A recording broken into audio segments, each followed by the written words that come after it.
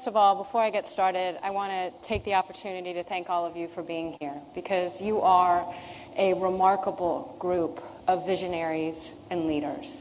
And it is such an honor to spend this time with you today. So thank you for taking the time out of your weekend.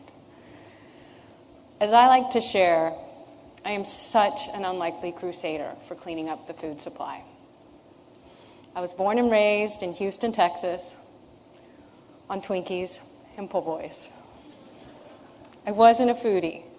What I was the oldest of 4 children, and as you often hear about, I inherited absolutely every single one of those type A, overachieving genes you read about in a firstborn child.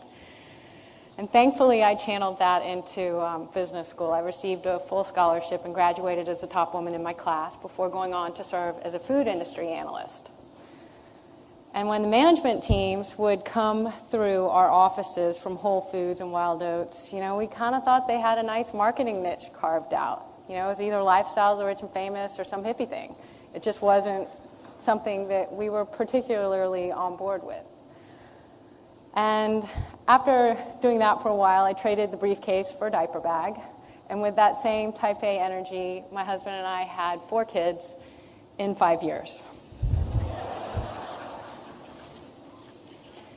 And up until that point, I really had not given a lot of thought about what was in the food supply. I figured if it was on grocery store shelves, it was safe. Don't tell me what to eat, and please do not tell me what to feed my kids. I had 4 picky eaters, limited time, limited budget, and I didn't want to hear it. And then one morning, over breakfast, life changed. And our youngest child had an allergic reaction. And in all candor that morning, that breakfast was Lego My Eggo waffles, tubes of blue yogurt, and scrambled eggs. And as her face started to swell shut, I was so unfamiliar with what a food allergy actually looked like that I turned to my older 3 and I said, "Jim, what did you put in her face?" And they all gave me those blank little kid stares. And I got so scared. And I raced her to the pediatrician's office, and she says, "Robyn, she's having this allergic reaction. What'd you feed the kids for breakfast?" And I said, "Lego My Eggo waffles, blue yogurt, and scrambled eggs." And she said, "Well, those are 3 of the top 8 allergens." And she starts rattling off all the stuff about food allergies, and I'm thinking, how can a child be allergic to food? And so as we got the baby calmed down, got everybody back home, I put everyone down for a nap that day. And every single analytical gene in my body went off because I hadn't known anybody that had had a food allergy when I was a kid. And so I wanted to dig into this data. I wanted to understand what was going on. And that morning 5 years ago, I learned that from 1997 until 2002, there had been a doubling of the peanut allergy. I also learned at that point that 1 out of 17 kids under the age of 3 now has a food allergy. And I then went on to learn from the Centers for Disease Control that there had been a 265% increase in the rate of hospitalizations related to food allergic reactions. That was doctors checking kids into the ER. That wasn't moms. And so I wanted to know, what is a food allergy? Well, a food allergy is when your body sees food proteins as foreign. And so it launches this inflammatory response to drive out that foreign invader. And so it just begged the question, is there something foreign in our food that wasn't there when we were kids? And so the analytical side of me, I turned to the U.S. Department of Agriculture. And I learned that yes, beginning in the 1990s, new proteins were engineered into our food supply. And it was done to maximize profitability for the food industry. And as Sunny touched on, that made perfect sense to me as an analyst. It drove shareholder value, absolutely the fiduciary responsibility of the corporations that were introducing these proteins. But at the same time, no human trials were conducted to see if they were safe. And so milk allergy is the most common allergy in the United States, according to the Wall Street Journal and CNN. And so I wanted to know, is there something in the milk that wasn't there when we were kids? And beginning in 1994, in order to drive profitability for the dairy industry, Scientists were able to create this new genetically engineered protein and this synthetic growth hormone and inject it into our cows to help them make more milk. The business model makes perfect sense. It's a brilliant one. But at the same time, what happened is that it was making the animals sick.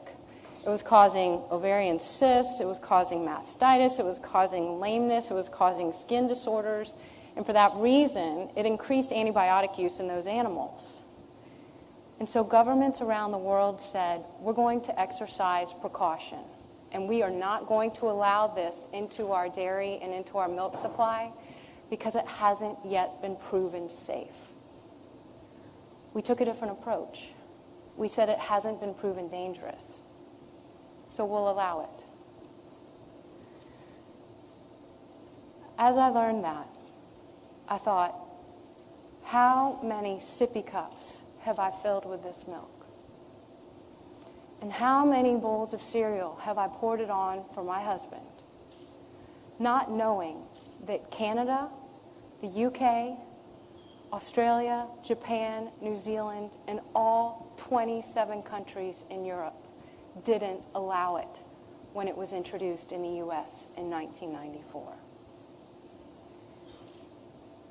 And so I wanted to know, what are the conditions that we're seeing here in the US? Because one of the concerns around this new growth hormone, this synthetic protein, was that it also elevated hormone levels that were linked to breast, prostate, and colon cancer.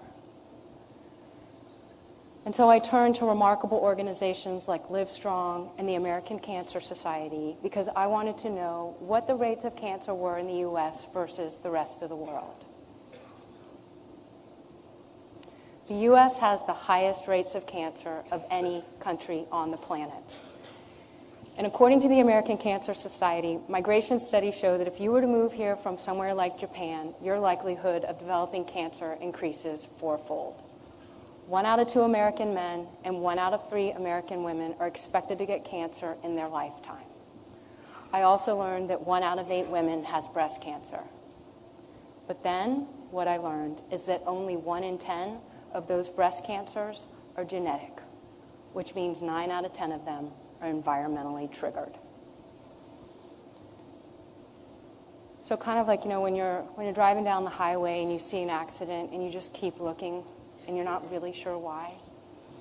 I wanted to know, are these other allergies that we're seeing, have foreign proteins been introduced into our food there too? And shortly after milk was engineered with this new protein, scientists then engineered soy, and soy is also one of the top 8 allergens. And again, to drive profitability for the soy industry, because soy is primarily used to fatten livestock, scientists were able to engineer the soybean so that it could withstand increasing doses of weed killer. And the business model, as an analyst, made perfect sense. You engineer the seed so that you can sell more weed killer. And at the same time, you've engineered something new into that seed so that you can patent it. So now you've got a patent on the seed and you're selling additional weed killer.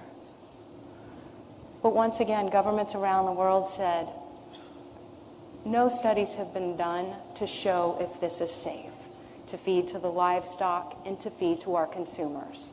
And so we're going to exercise precaution in order to prevent the onset of any disease that may result. And in 1996, here in the US, we took a different approach.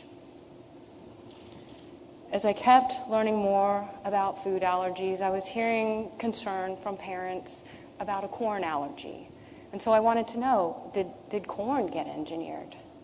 And interestingly, in the late 1990s, as concerns started to grow about the spraying of insecticide over cornfields, scientists were able to engineer that insecticide into the DNA of a corn seed, so that as a corn plant grows, it releases its own insecticide. As a result, corn was then regulated by the EPA as an insecticide. As you can imagine, this was incredibly hard information to learn. We had introduced a term called substantial equivalence. It was a conceptual tool, and it's used by the tobacco industry to facilitate the approval process of something for which no human trials have been conducted. And that was the justification given for why we were introducing these things in the U.S. And as I sat down one night with my husband, I said, I can't unlearn this. And I don't know what people will say if I try to teach them, but I have to try. And so the next morning, I came downstairs and I sat our 4 kids down and I said, you know how Mom has learned some pretty tough stuff about what's going on in our food and how it's not in food in other countries, and it's especially not in food fed to kids? I have to try to do something about that. And one of my boys, he looked at me and he said, Mom, how many people are on your team? And I said, well, it's you 4 and Daddy. And he said, Mom, you need a bigger team. And he was absolutely right. And at that point, I'd had people come up to me saying, your food's Aaron Brockovich, your food's Aaron Brockovich, you should reach out to Aaron Brockovich. And at that point, I did not want to be Foods Aaron Brockovich, and I thought, how in the world could I possibly reach out to her? But then all of those type A genes started going off, and I thought, I have to at least try. If I could get through to somebody like Aaron Brockovich, then maybe we could create this change here in the U.S.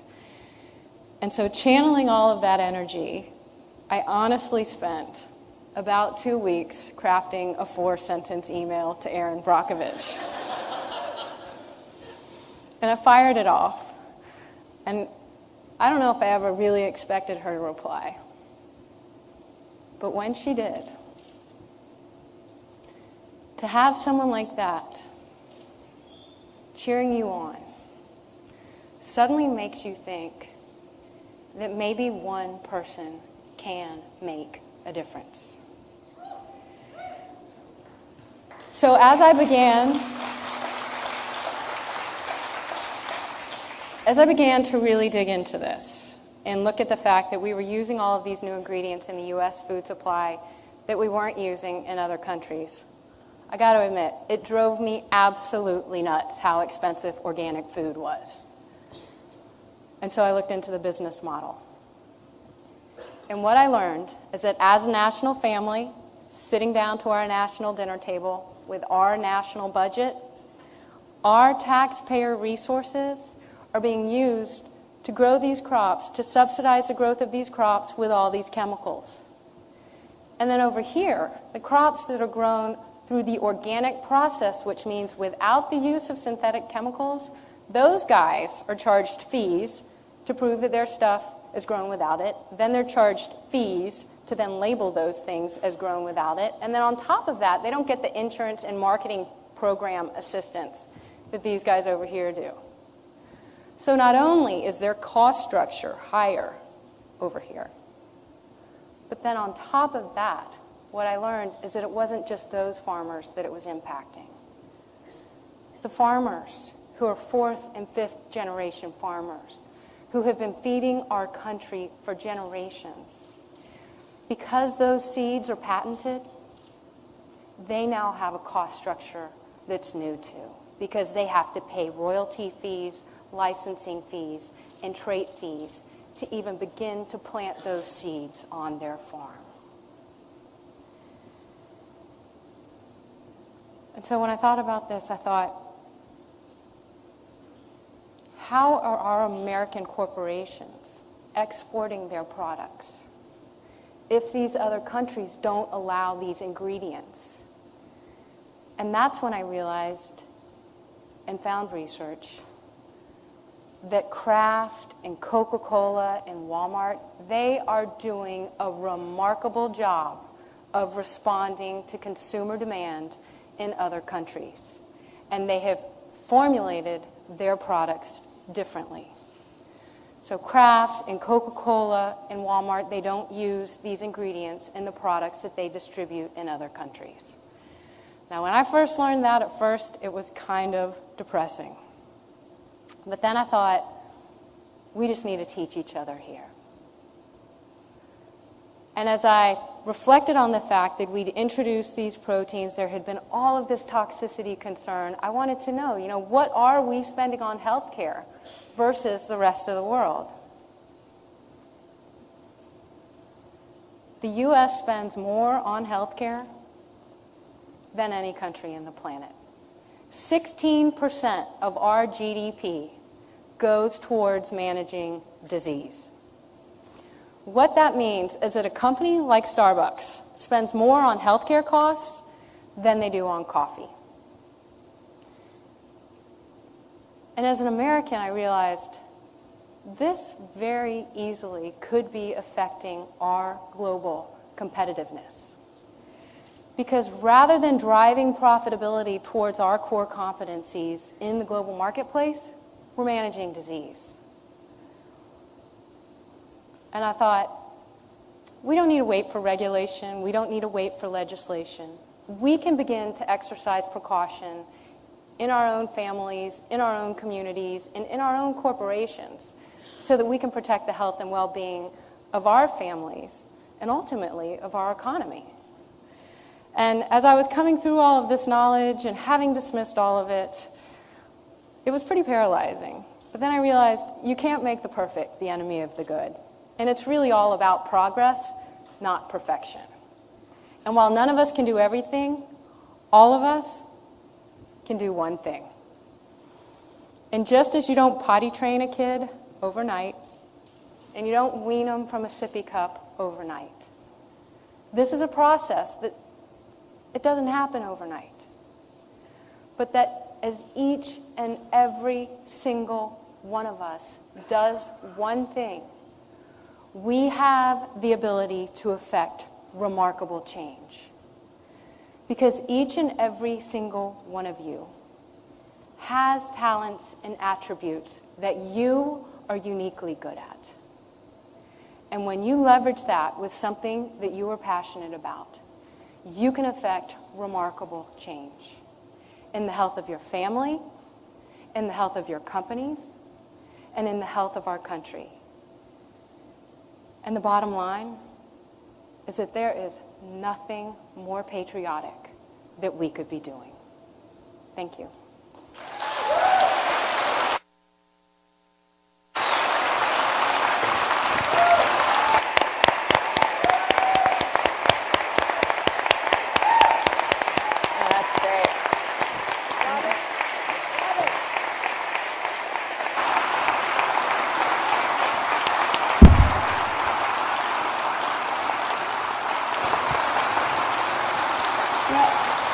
You may get a standing ovation every time you give this talk, but we don't get to give them all the time. So thank you for taking that in.